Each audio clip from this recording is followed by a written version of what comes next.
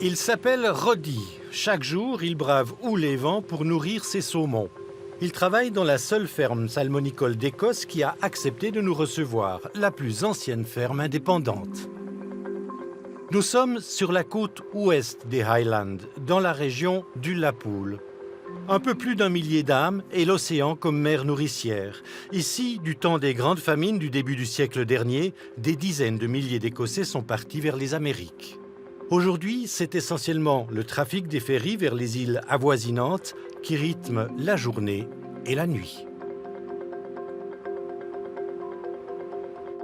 Dans cette région, en une vingtaine d'années, près de 250 fermes d'élevage de saumon ont vu le jour dans la multitude de bras de mer qui lacèrent les côtes écossaises. West Ross Salmon, l'éleveur qui nous a accueillis, gère des fermes aquacoles près d'Ullapool et d'Ardessy, dans le Little Loch Broom. La société produit 1500 tonnes de saumon d'élevage par an.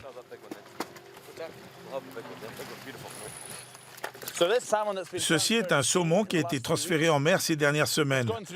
Il a passé le stade de la smoltification, c'est-à-dire le moment où, dans le monde sauvage, le saumon sait qu'il peut redescendre la rivière et repartir en mer. Dans notre élevage, le saumon a été transféré par bateau d'un lord d'eau douce à un lord d'eau de mer. Et comme vous pouvez le voir, il se sent bien dans ce nouvel environnement. Il pèse entre 140 et 150 grammes et il va rester ici entre 1 année et 18 mois avant d'être commercialisé. Dans cet élevage, on nourrit le poisson à la main. Et ce n'est pas pour le folklore. C'est comme ça que nous avons un meilleur contrôle et l'assurance qu'ils reçoivent la bonne quantité dans un environnement très changeant. Et puis, il n'y a rien de mieux en matière d'élevage que des personnes réelles qui surveillent leur stock jour après jour.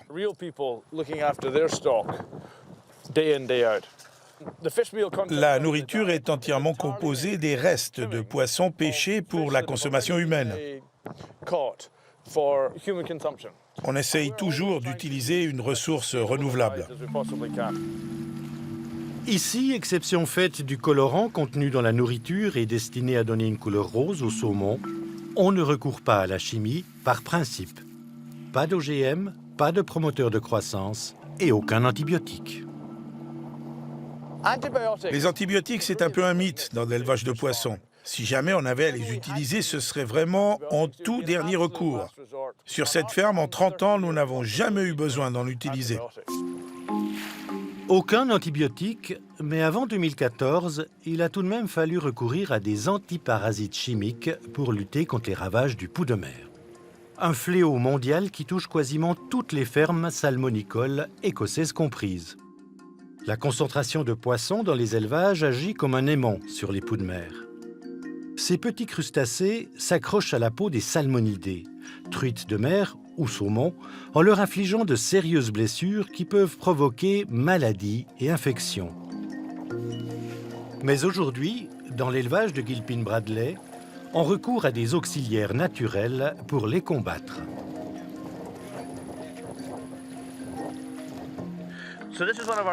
Ça, c'est l'un de nos labres. C'est la solution la plus merveilleuse et totalement naturelle pour lutter contre les poux de mer.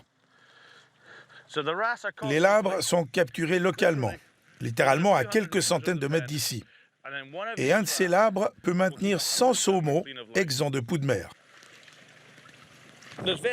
Il y a différentes manières chimiques de traiter les poux de mer, mais nous n'avons pas eu à les utiliser sur les 3 dernières années, simplement parce que nous travaillons très bien avec les labres, qui font vraiment un super travail. Mais même quand des produits vétérinaires contre les poux de mer sont utilisés, c'est de manière très contrôlée. Ils n'ont pas d'effets nocifs collatéraux sur les saumons. Abandonnés depuis 3 ans dans cet élevage, les traitements chimiques sont encore largement utilisés dans nombre d'autres fermes. Les conséquences sur l'environnement sont catastrophiques, affirment les organisations locales de protection de la nature. Selon elles, l'arrivée des fermes d'élevage à saumon a chamboulé tout l'écosystème côtier. Les atteintes au milieu marin sont très graves, estime Andrew Graham Stewart, président de la Salmon and Trout Conservation Scotland, une ONG qui lutte pour la protection de la truite de mer et du saumon sauvage écossais. Il y a plusieurs impacts environnementaux. Le premier, c'est la pollution des fonds marins. Tous les excréments de ces fermes descendent dans l'eau et polluent le fond de l'océan. Le deuxième, c'est l'utilisation de produits chimiques dans les fermes qui peuvent se répandre dans l'environnement marin sauvage. Par exemple, le pesticide utilisé pour contrôler les poux de mer, appelé Slice, tue les crustacés. Les poux de mer sont des crustacés, mais cela tue aussi les homards, les crevettes, les crabes, etc. Mais le principal problème de notre point de vue, ce sont les dommages très graves que cela occasionne aux truites de mer et saumons sauvages dans les îles de l'Ouest et dans les Highlands. Un exemple, ce bras de mer, le Lockheed.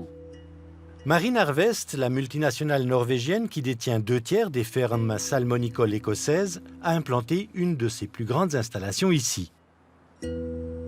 L'arrivée de l'élevage a eu des conséquences directes sur la rivière, qui se jette dans le Lockheed, comme sur le lac d'eau douce, le Loch Marie, situé en amont, à l'intérieur des terres.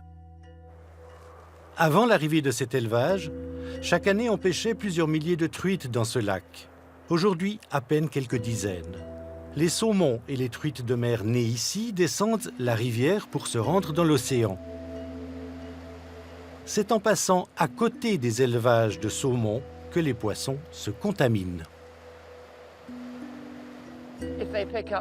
Et s'ils attrapent trop de poux de mer, ils vont simplement mourir et ne reviendront jamais. C'est le genre d'accusation qui fait bondir les membres de la Société des éleveurs de saumon écossais. Nous sommes des producteurs responsables. Un des reproches qu'on nous fait, c'est d'avoir un impact défavorable sur l'environnement. Si c'était le cas, nous endommagerions nos propres moyens d'existence. Nous serions les premiers à en souffrir. Nous sommes là 52 semaines par an, pratiquement tous les jours de l'année. Il y a quelqu'un ici. Vous croyez vraiment qu'on peut faire quelque chose qui nuirait à nos moyens d'existence? Pas seulement pour nous, mais pour les futures générations.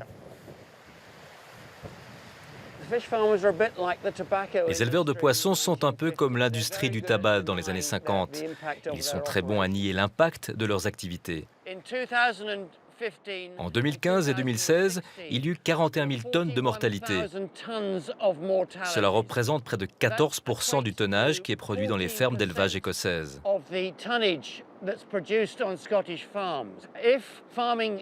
Si une ferme quelconque, à terre, disons un élevage de poulets, avait ce genre de pertes, il serait fermé immédiatement par les autorités.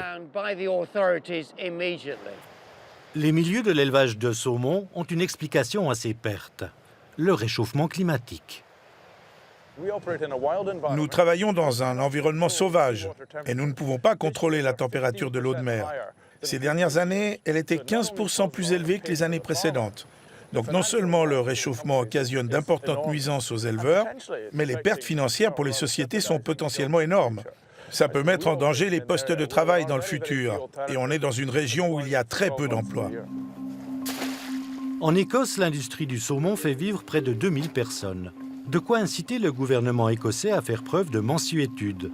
Ainsi, il a récemment relevé les niveaux maximums de poux de mer admissibles par saumon, ces niveaux au-delà desquels les éleveurs sont obligés de traiter le poisson, voire de le détruire.